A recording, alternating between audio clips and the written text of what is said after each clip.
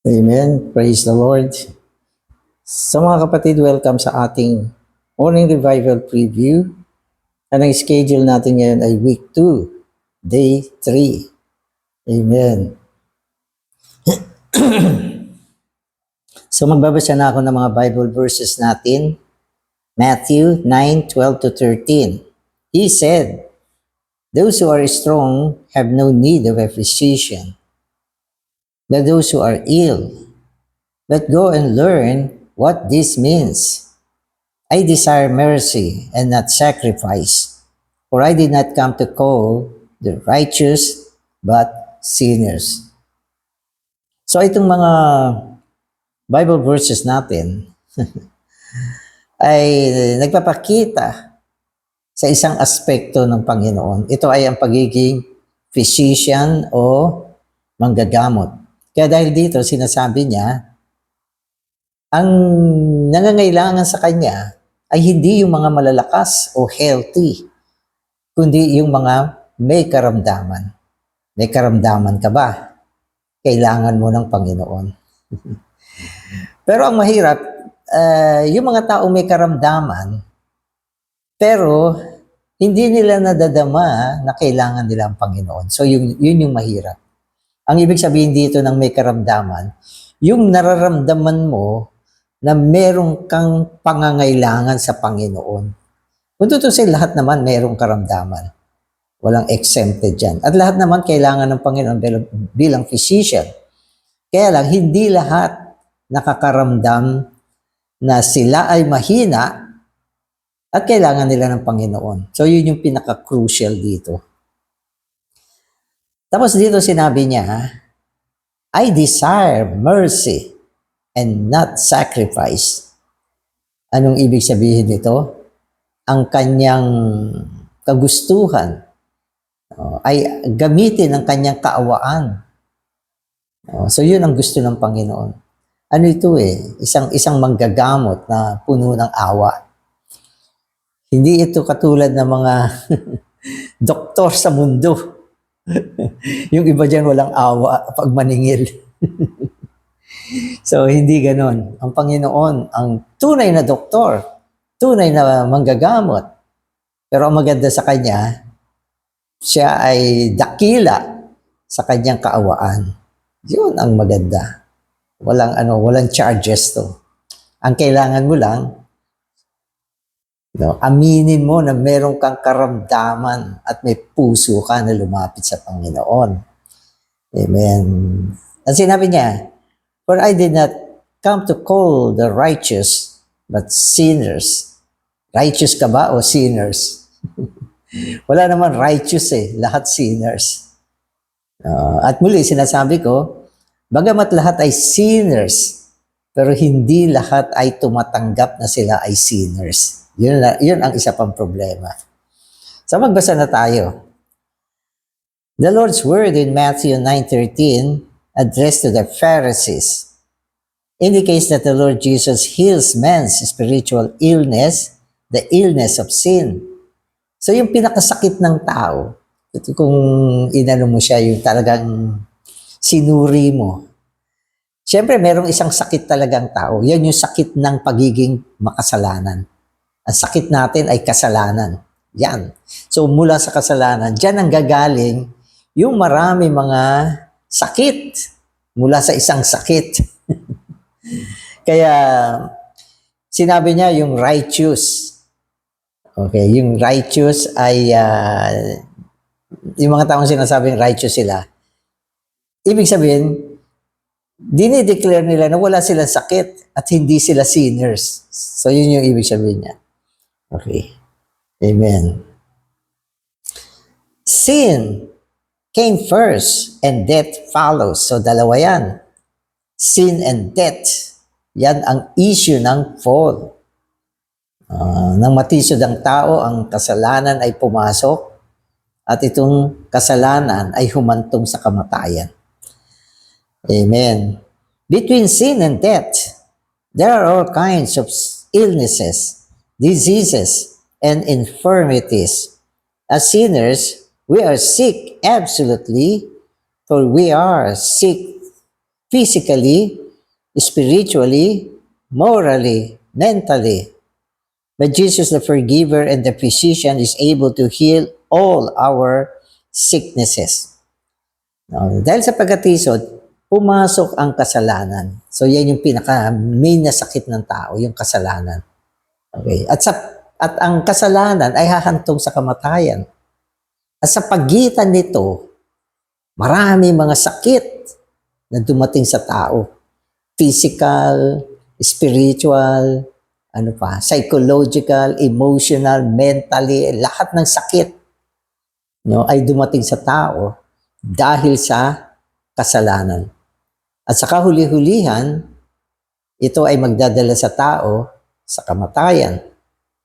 At pag sinabi nating kamatayan, hindi lang physical, kundi ito ay hahantong sa ikalawang kamatayan, ang pinaka-nakakilabot na kamatayan, ang kamatayan sa dagat-dagatang apoy. So yan ang naging sitwasyon ng tao. Kasalanan, tapos nagkasakit, ang daming sakit. No? Physical, ang daming sakit na physical, di ba? Pag tumatanda na tayo, dami mo na nararamdaman. Humihina ka na. Mahina na ang iyong paa, ang puso, ang ang baga, ang bituka, humihina na lahat yan. Pati pag-iisip, umaano na rin yung humihina na rin, hindi na rin siya ganun ka-sharp.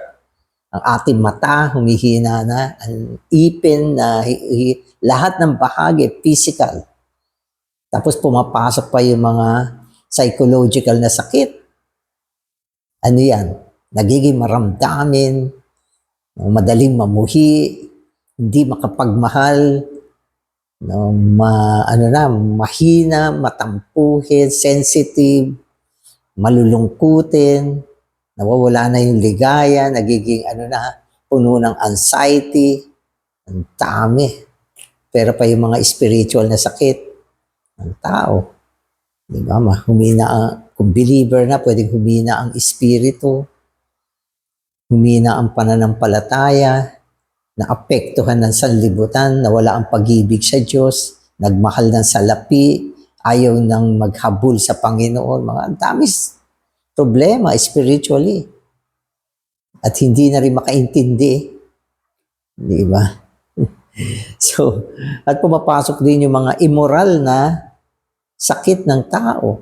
Alam natin ang immoral na sakit ng tao. Mga pangangalunya, di ba? Ang mga bagay, mga pita ng laman, ang dami.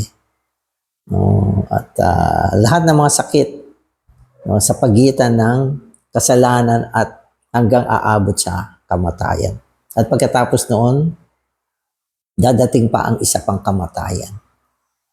At kung believer ka naman, wala ka ng bahagi doon sa dagat-dagatang apoy, subalit sa panahon ng Christian life mo, tinamaan ka ng marami mga sakit, hindi ka lumago, hindi ka naging malusog spiritually, hindi ka naging handa sa pagbabalik ng Panginoon.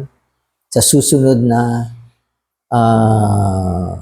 pamumuhay natin, magdudusa tayo. So lahat ito ang naging problema ng tao. So sino ang makalulutas ng mga bagay na ito? Si Kristo. Si Kristo lang. Kaya isa sa pinakapangunahing aspekto ng kanyang pagliligtas ay ang pagiging manggagamot.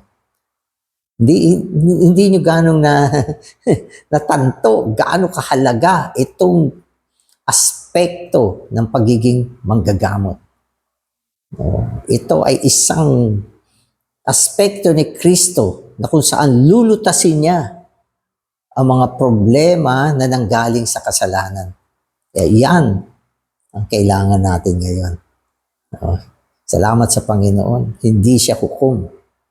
Sa kanyang pagdating, sa una niyang pagdating, siya ay isang manggagamot.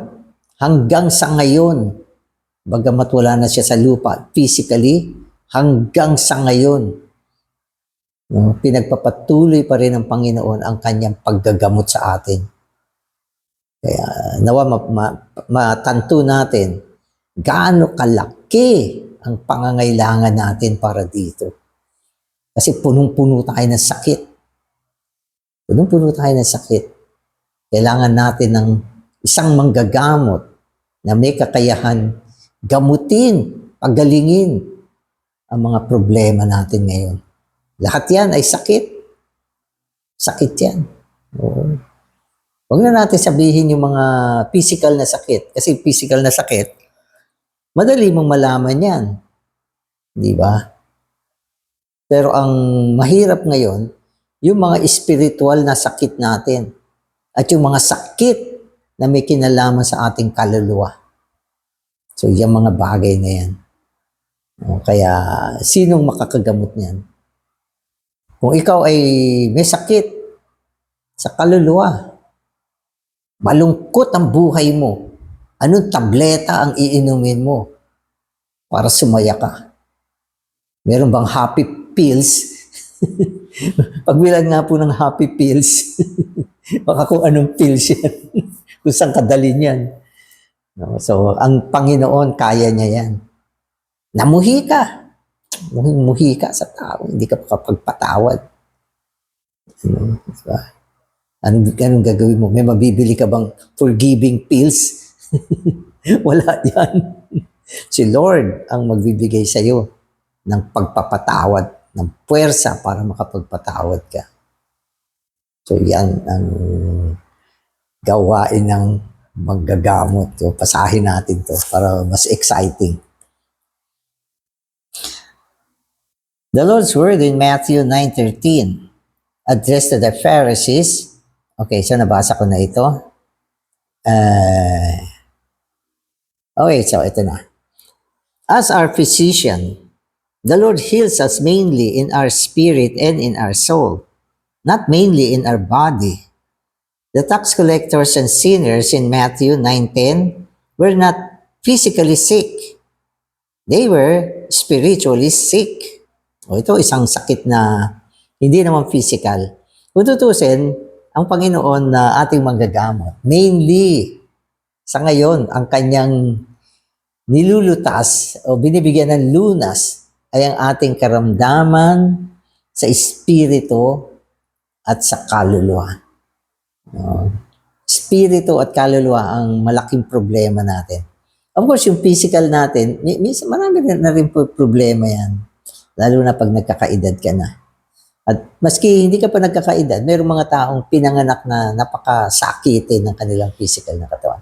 Pero hindi naman yan ang talagang pinaka-target ng physician na ito. Hindi naman natin sinasabi na hindi niya kayang pagalingin yan. Pero mas concern ang Panginoon sa mga karamdamang ng espiritu at ng kaluluwa. Diba? So, yan yung papalakasin niya. Magbigay nga tayo ng mga halimbawa ng sakit sa espiritu. Yung espiritu natin kasi, okay, binubuo siya ng 3 bahagi.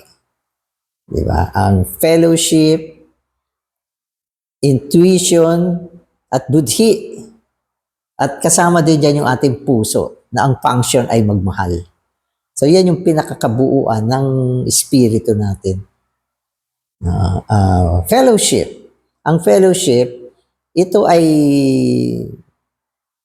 ginagamit natin yung sangkap ng fellowship sa pamamagitan ng espiritu. Ang espiritu natin ay isang organ para makipag-communicate sa Panginoon.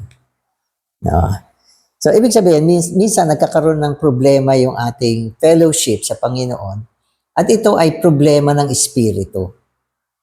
Problema ng espiritu. Na natatamaan siya, nawawala yung fellowship niya sa Panginoon.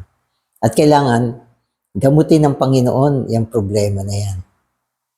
At muli niya tayong idugtong sa salamuha. At kasi ang salamuha parang daloy yan eh. Dumadaloy. Minsan napuputol yan. Nagkakaroon ng mga balakid.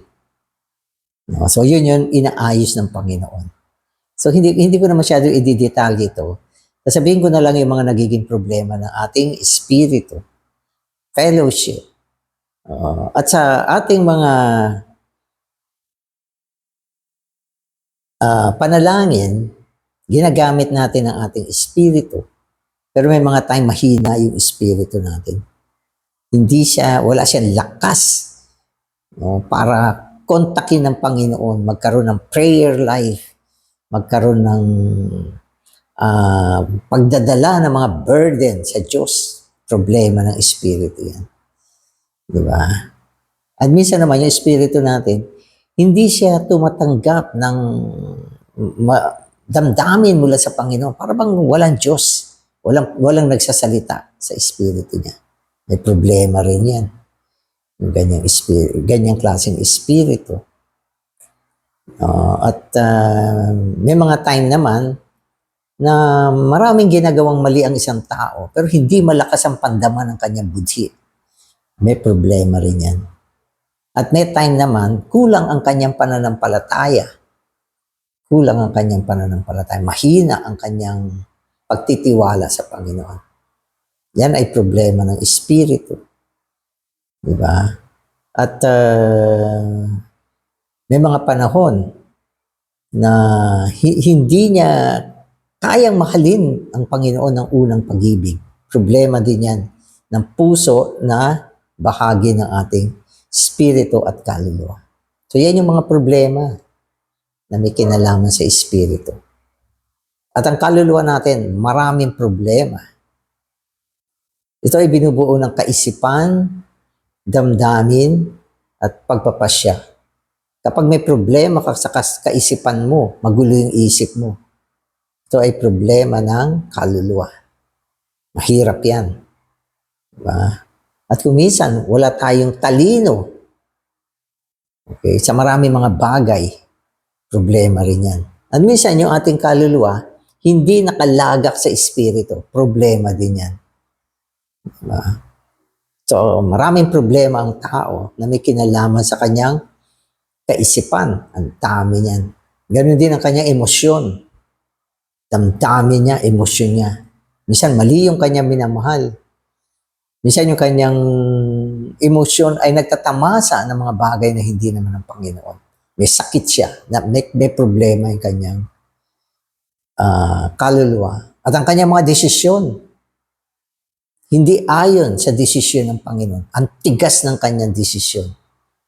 Hindi siya isang will o pagpapasya na umaayon sa gusto ng Panginoon. Ang laki ng problema.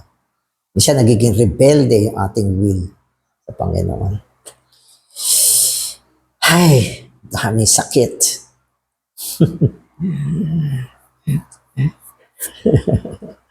Pero lahat ng ito, kayang ayusin ng Panginoon. At kung naayos niya yung mga problema ng ating spirito, kaluluwa, tayo ay magiging isang malusog na Kristiyano. Tugma sa paggamit ng Panginoon.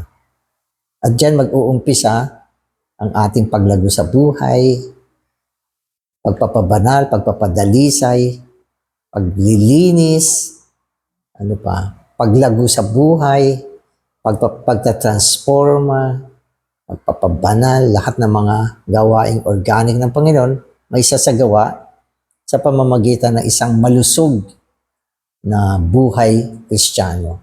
Kaya tutulungan tayo ng Panginoon sa ganyan. So tingnan natin paano makipag-cooperate sa Panginoon. Amen. Amen. So today's reading na ako.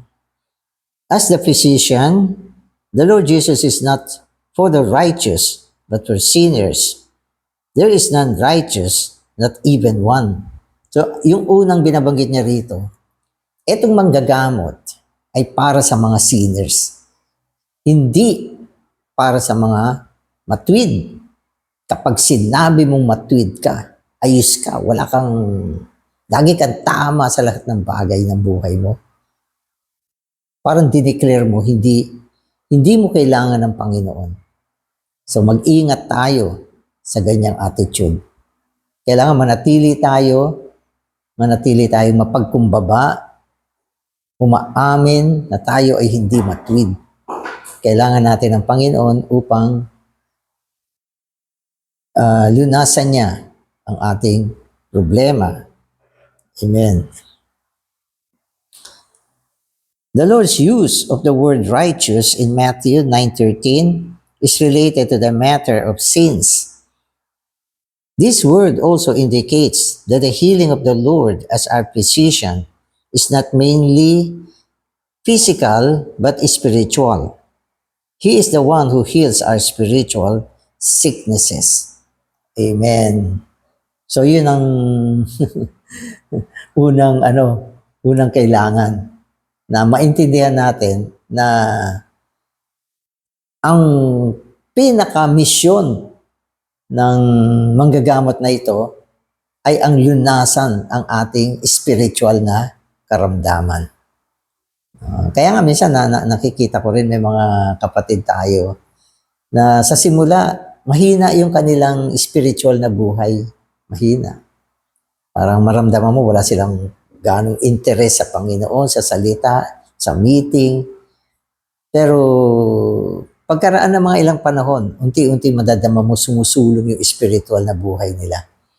At ito ay isang magandang indikasyon na merong pagpapagaling na ginagawa ang Panginoon sa kanilang spiritual na buhay, lalo na sa kanilang espiritu. At syempre, yung mga medyo spiritual, tumutulong din. Ano ba ang magandang kondisyon ng ating espiritu? Dapat malakas siya, may apoy siya.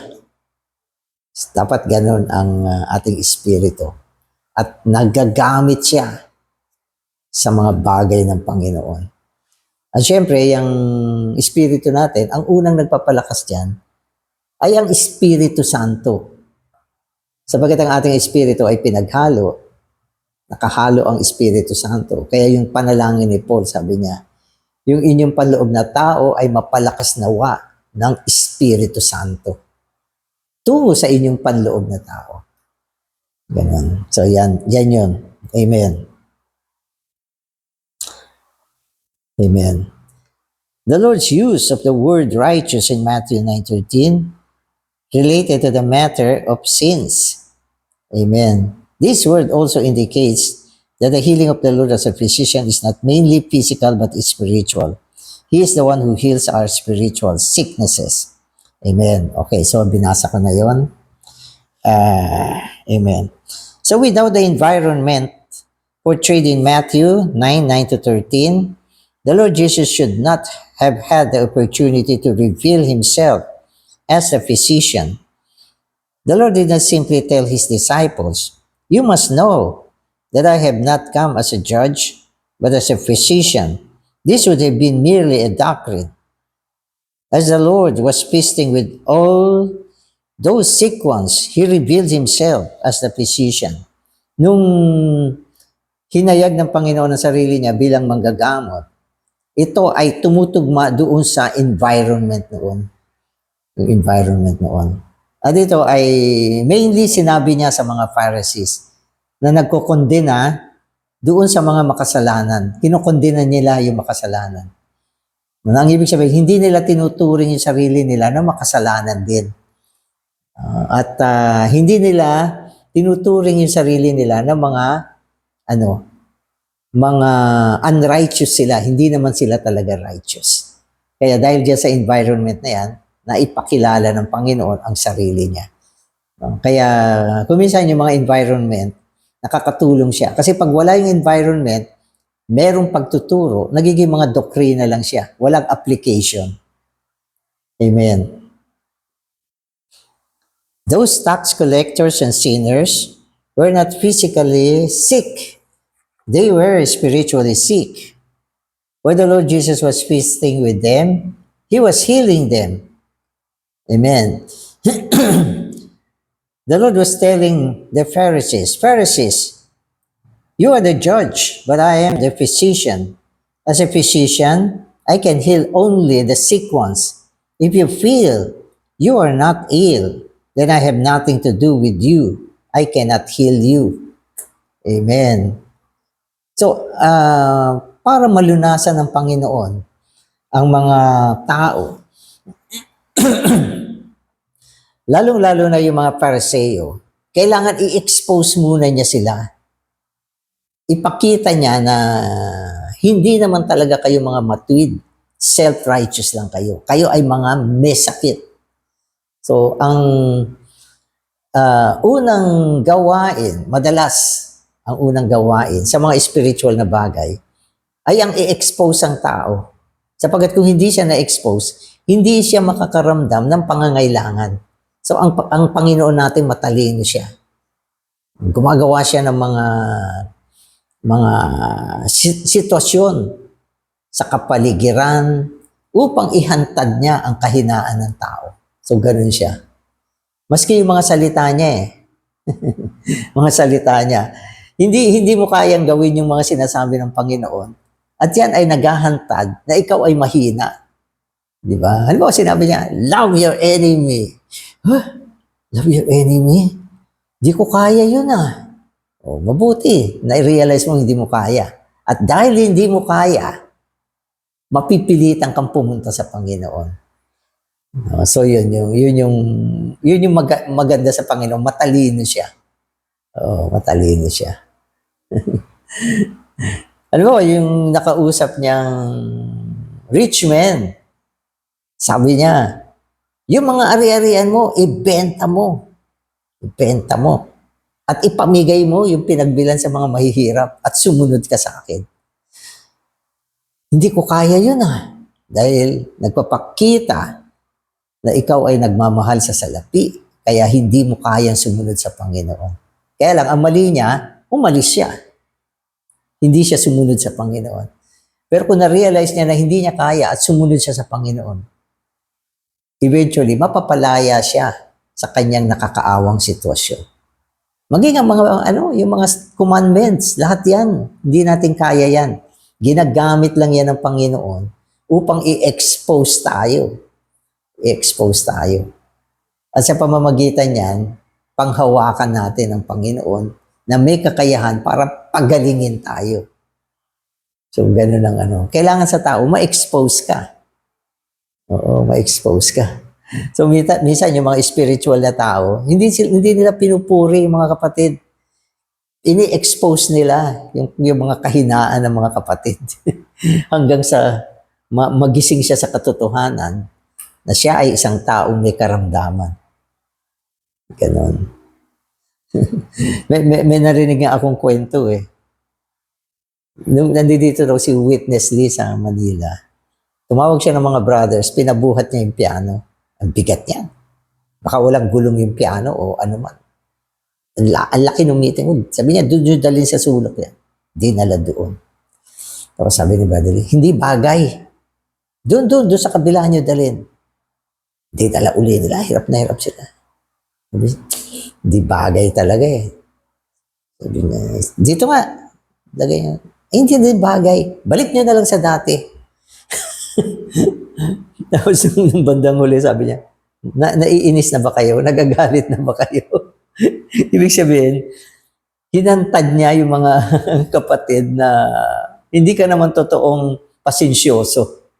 Kundi nai-stir up din yung inis mo at galit. Kailangan mo ng Panginoon. So, ganyan. Okay, so anyway, inaano ko lang yung situation na itong mga Pariseo kasi bulag.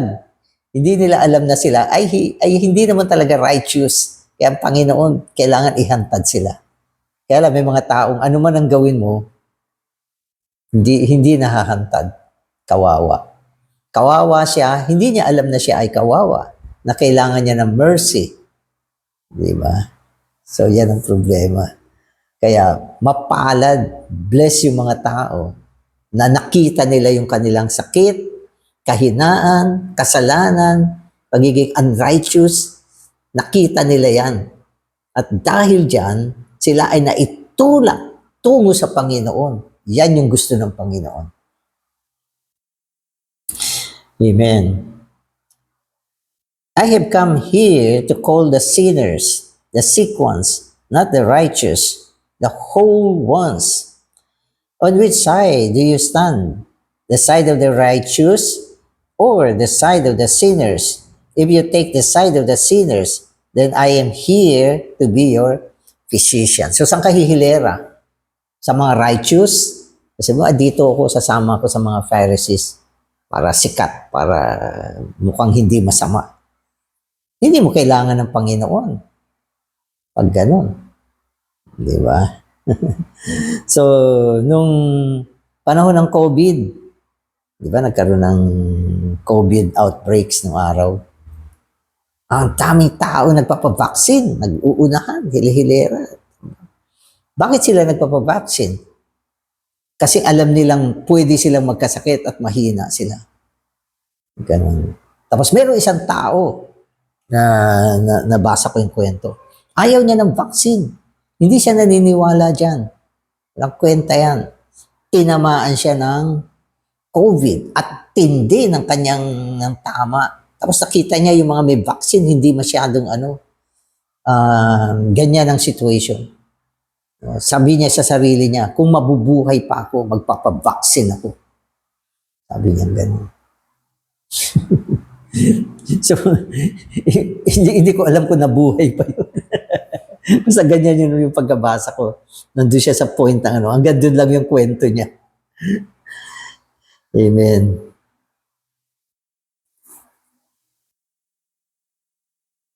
Amen. Matthew reveals Christ as the physician.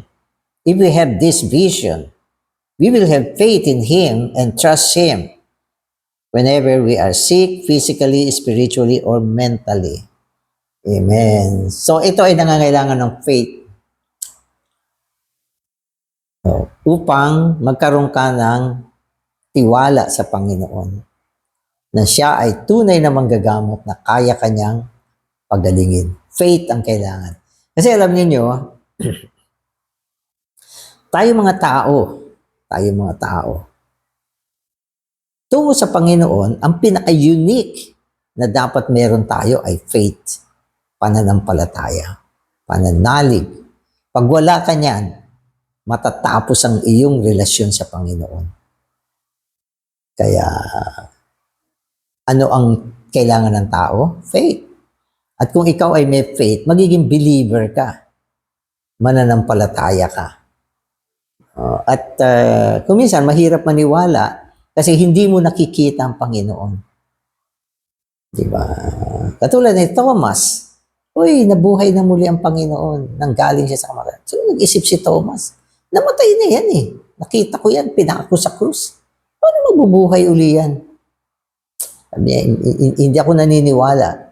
Maniniwala lang ako pag nakita ko siya at nahipo ko yung kanyang sugat na siya talaga yan. Diba? So, ano yung konsepto na yan? Yan ay mahinang faith. Isang faith na naniniwala sa nakikita ng mata niya. Pero sinabi ng Panginoon, yung naniniwala na hindi nakakita pero naniniwala, mas bless yun. Nakita ba natin ang Panginoon? Hindi. Sabi niyo, pumasok sa espiritu ko, naramdaman ko siya. Minsan hindi. Hindi ko siya nakita.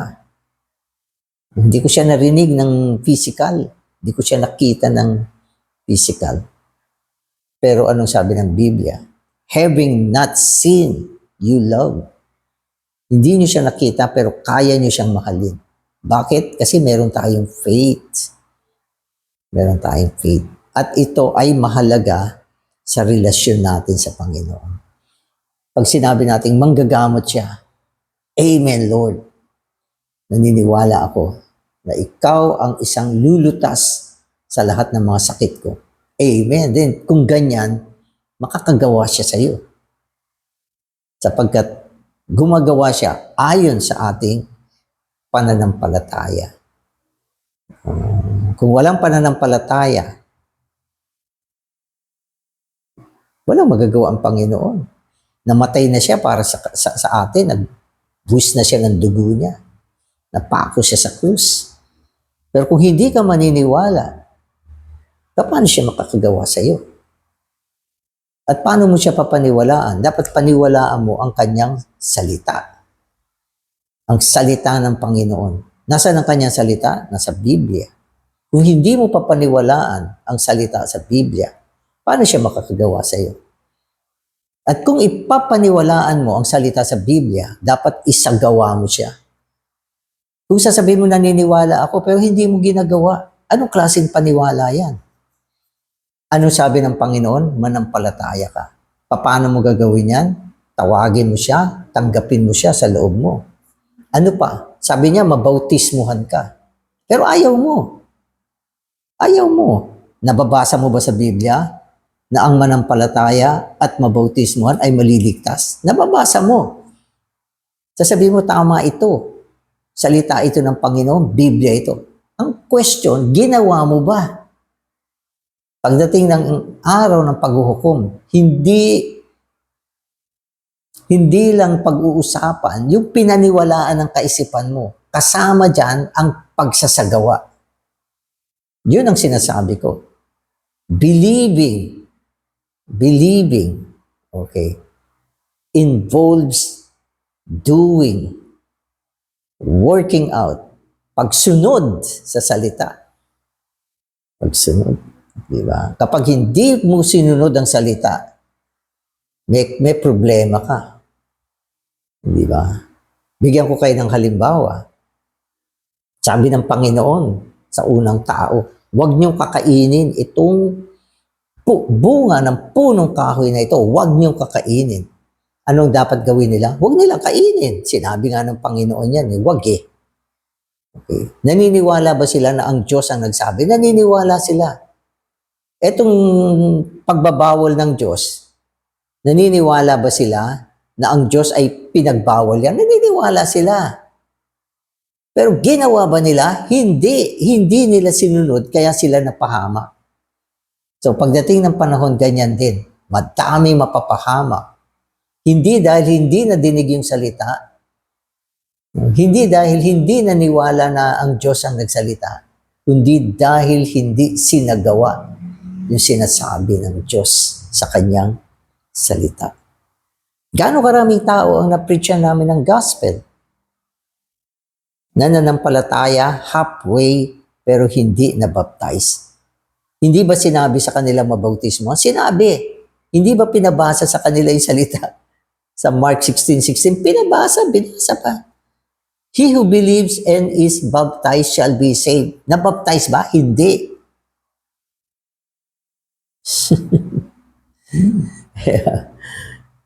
Importante na manampalataya tayo. At sa ating pananampalataya, kailangan meron tayong pagsasagawa. Panginoon, di ba? Physician ka. Halika, gamutin mo ko. Yun ang pagsasagawa ko. Binuksan ko ang sarili ko. Naniwala ako. At binigyan ko siya ng daan na isagawa niya yung sarili niya tungo sa akin. At tiyak, gagawin ng Panginoon ang kanyang gawain bilang manggagamot. Bakit mayroong mga hindi nakatanggap ng pagpapagaling? Ibig sabihin, may problema ang kanilang pananampalataya. May problema. No, kaya kailangan ganap 100% ang ating paniniwala sa Panginoon. No, hindi lang basta't naniwala yung iyong kaisipan, pwede na. Hindi pwede yun. Hindi pwede yun. Halimbawa, ang church life ngayon sa recovery, naniniwala ka ba na ito ay church? Karamihan sa mga kapatid, oo. Walang ibang church kundi yan. Good. Pumupunta ka ba para mag-meeting? Kung hindi, may problemang pananampalataya mo. Pinaniwalaan mo, pero hindi ka naman sumasama. Dapat ba tayo maglingkod sa Panginoon? Sinabi ba yan sa salita? Sinabi. At ang paglilingkod natin ay corporate. Pinaniwalaan mo? Pinaniwalaan mo. Ginagawa mo ba? Hindi. Ay, nako. So, mga kapatid, ginigising ko lang kayo sa totoong pananampalataya. Sa totoong pananampalataya. Alam mo ba na dapat mag-offer tayo ng material riches sa Panginoon? Alam nyo.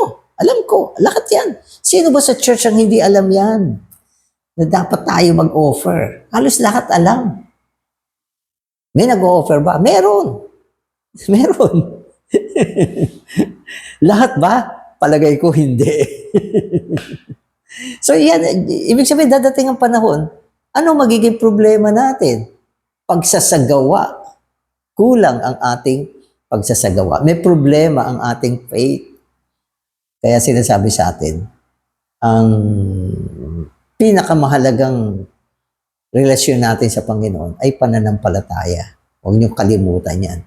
Manampalataya tayo sa Panginoon at maniwala rin tayo sa Kanyang salita. At isagawa natin yan. Boom! Ang iyong faith talagang kompleto. Isang pananampalataya na umaabot upang ipaglaban ka sa panahon ng paghuhukom. Anong laban mo sa panahon ng paghuhukom? Di ba? Ang iyong katwiran na hindi lamang sa pamamagitan ng paniniwala, kundi katwiran na isinagawa mo sa harapan ng Panginoon. Bibigyan ko kayo ng halimbawa. Di ba? Sa judgment seat, ano sabi ng Panginoon? Doon sa masigasig na alipin, nagbunga siya. Sabi ng Panginoon, well done, good and faithful slave. Come into the joy of your Lord. Pinapasok siya. Ano sabi ng Panginoon? Good. Ibig sabihin, meron siyang pagsasagawa. Faithful, tapat, meron siyang pagsasagawa. O hindi ba? Anong hinatulan ng Panginoon? Yung kanyang pagsasagawa. Hindi lang niya sinabi na, mabuti, may faith ka. Pero asan ang pagsasagawa? Kung wala, hindi siya magiging matagumpay. Eh yung mga nabigo, ano sabi ng Panginoon? Di ba? Evil, masama ka. Di ba? Ano pa sabi niya? Tamad. Tamad ka. Ano ibig sabihin ng tamad? Wala kang ginawa. Kaya napahamak siya. Kaya yung buhay natin ngayon, kailangan matalino kang tagapaglingkod ng Panginoon. Matalino ka. Magiging walang ginawa, pero naging tapat siya sa unrighteous mammon. Meron din siyang pagsasagawa. Di ba? Natuwa din ang Panginoon sa kanya. Amen. Okay, so binigyan ko ng pansin yung ating faith. Ulitin ko ito para mapakinggan nyo. Matthew reveals Christ as the physician. If we have this vision una, alam mo na ito ay ang Panginoon at salita na ito. We will have faith in Him and trust Him whenever we are sick, physically, spiritually, or mentally. Di ba? So yan ang faith kasama ang trust. Faith at trust. Kasi pag wala kang trust, wala kang faith, wala kang trust, wala mangyayari sa buhay mo. Itong mundo, hindi lang sa Panginoon. Ibig sabihin, yung buhay natin ay meron din siyang bahagi ng pagtitiwala. Minsan nagtitiwala tayo sa tao. Di ba? Bakit mo nilalagay yung pera mo sa bangko? May tiwala ka doon sa bangko eh. Kung wala kang tiwala, hindi mo ilalagay yung pera mo dyan. Oo, di ba? Pero 100% ba safe yan? Hindi. Hindi safe. Sasabihin ko sa inyo. Oo. Pero pag ang ating salapi ay nilagak natin sa makalangit na account natin, heavenly bank, di ba? Mawawala pa ba yan? Hindi na. Hindi na mawawala yan. Kaya lang, kailangan may faith ka din. At mula sa faith, ginagawa mo yan. Okay, so aalis na ako dito sa faith. Amen. O, ito na. Amen. The Gospel of Matthew is a book full of the riches of the heavenly King. This heavenly King is our physician with healing authority. His healing is not simply a matter of power. it is a matter of authority. To heal us, there is no need for him to touch us directly. He needs only to speak a word. His authority will come with His word. O ito naman yung pagpapagaling ng Panginoon. Paano niya ginagawa to? Katulad ng sinabi natin kanina, siya ay physician. Kaya niyang pagalingin ang ating mga karamdaman. Anong ginagawa niya para mapagaling ka? Kailangan naiintindihan natin yan. Hindi ito magic. Hindi ito katulad ng mga doktor sa mundo. Papa-examine ka muna. Pagkatapos, re-resetahan ka. Gagastos ka, bibili ka ng gamot. Kakainin mo yung gamot. Yun ang style nila. Kung minsan kailangan mo na surgery o ano pa ang kailangan mo. Yun ang style nila. Pero ang Panginoon, anong style niya ng kanyang pagpapagaling? Sa Matthew, siya ay hari. Ano meron ng hari? Authority.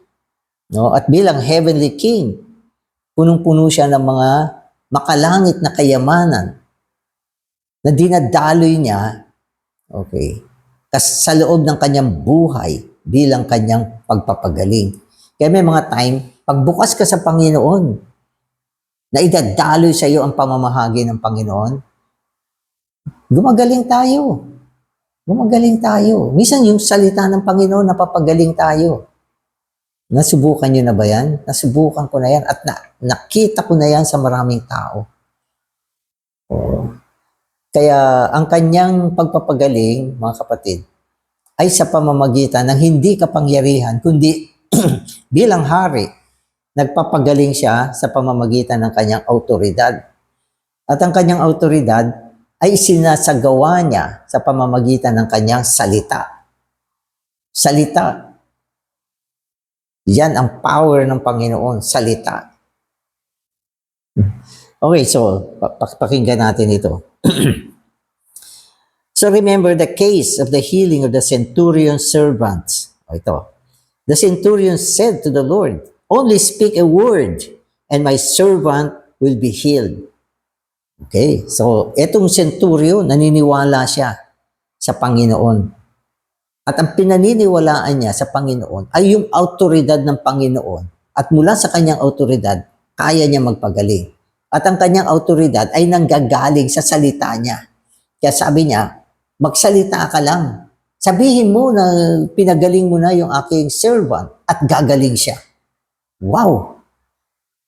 Sinong doktor ang kayang gumawa niyan? Wala. Ang Panginoon kaya niyang gawin yan. Mula sa kanyang bibig, pag sinabi niya, okay, gagaling ang tao. Sapagkat ang kanyang salita ay ang kanyang autoridad. Ang autoridad niya ay nire-represent ng kanyang pagsasalita. Ang lakas ng faith nitong centurion. So sabi niya, Lord, hindi ka na kailangan pumunta. Ang servant ko, ando sa bahay. Nakaratay doon, may sakit. Pero wag mo na siyang puntahan. Magsalita ka lang. Magsalita ka lang at gagaling yung aking servant. So pakinggan niyo yung sabi niya. I am also a man under authority, and many others are under me. I simply speak a word, and they obey it. Because with my word, there is authority. Lord, you don't need to come to my home, to my home. Simply give a word, and your word will go with your... Okay. Simply give a word, and your authority will go with your word. The Lord's word heals us, not with power, but with authority. The Lord's healing is not a matter of His ability to heal. His healing is a matter of authority. Authority ang kanyang pagpapagaling. Kaya mo bang buwagin ang autoridad ng Diyos? Hindi. Autoridad yan. Ang lakas niyan. Dito sa buong San Sinukob, ang strength ay galing sa authority. Di ba? Halimbawa, tingnan ninyo sa kalye, may mga taong naka-uniform dyan. Pag tinaas niya yung kamay niya, hinto, lahat hinto. Hinto lahat. Lahat susunod. Ano yan? Authority kasi yan eh. Authority yan. Sa militar, Di ba? Huwag ka na mag-isip pag sinabi ng superior. Go! Yes, sir! Go! Authority. Dito sa mundo, ang autoridad ay may puwersa, may kapangyarihan. At madalas ito ay ipinatutupad sa pamamagitan ng salita. Kaya ang Panginoon nagulat siya. At tinuring niya, okay, yung ganyang kaisipan na isang pananampalataya. At mula sa pananampalataya niya, sa kanyang paniwala na ang salita ng Panginoon ay merong power na paggalaw niya ang Panginoon at gumaling yung kanyang servant. Amen. So anong kailangan natin? Word. So minsan naalala ko yung isang, kasi ako, it's good, marami mga patotoo ko na dinig nung araw. Kung minsan nababanggit ko rin sa inyo. Sabi ng isang brother, naniniwala siya kasi, although sinabi dito na minsan yung pagpapagaling ng Panginoon, hindi naman siya direkta sa ating physical. Pero may mga panahon na may mga gumagaling. Maski hanggang ngayon, mayroong gumagaling. No, na pinagagaling talaga ng Panginoon. So sabi niya, brother, paano ko ba malalaman na pinagaling na ako ng Panginoon? Ang sagot ng brother na medyo mas spiritual sa kanya, kung meron kang salita ng Panginoon na pinagaling ka na niya, yun ang paniwalaan mo. Na itong nag-advise sa kanya, naniniwala siya na ang Panginoon nagsasalita sa tao.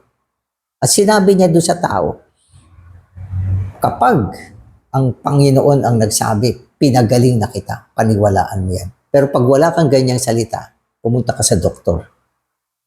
Gumastos ka. Kasi wala kang salita mula sa Panginoon. Di ba? Simple. Ano sabi ng brother sa kanya? Brother, meron akong salita na pinagaling ako ng Panginoon. Okay. So kung meron, yun ang paniwalaan. Kaso sabi niya, brother, pag durako may dugo Dugo. Ibig sabihin, may dugo pa. Ang sabi ng brother, huwag mong pansinin yung dugo. Ang paniwalaan mo, yung sinabi ng Panginoon na pinagaling ka na. Huwag kang maniwala doon sa dugo. Hindi totoo yun. Ang totoo yung word. So itong brother na ito, pinaniwalaan niya yung salita. Nawala yung dugo at gumaling siya. So mga kapatid, huwag niyo ako ma-misinterpret. Sabi niyo, mula ngayon brother, hindi na ako pupunta sa doktor. Hindi ko sinabi yun. Kwento ko lang sa inyo itong kwento na dinig ko. Amen. Okay, so yan yung autoridad ng Panginoon para magpagaling na nanggaling sa salita. Amen. The Lord seemed to say, okay, you Pharisees, you religious people are wrong. I am not here as a judge condemning the people.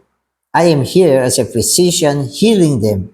And I would heal you also if you were willing to be healed. How sweet and intimate is this portion of the word. Praise the Lord. Willing ang Panginoon na gamutin tayo, pagalingin tayo. Ang importante lang mga kapatid ay willing tayong lumapit sa Panginoon, tanggapin natin yung ating sitwasyon, at aminin natin na kailangan natin siya. No, at lahat ng problema natin, lalo na sa espiritu at kaluluwa, aayusin ng Panginoon.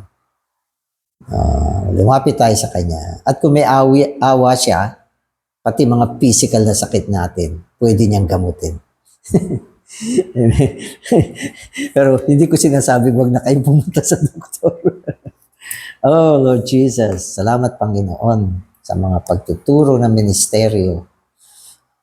Habang nakikinig kami, lalo kami napapalakas. Pero Panginoon, naniniwala kami, Ikaw lang ang nag-iisang manggagamot namin na may kakayahang gamutin, lunasan ang aming mga sakit sa aming espiritu at kaluluwa. Salamat, Panginoon. Amen.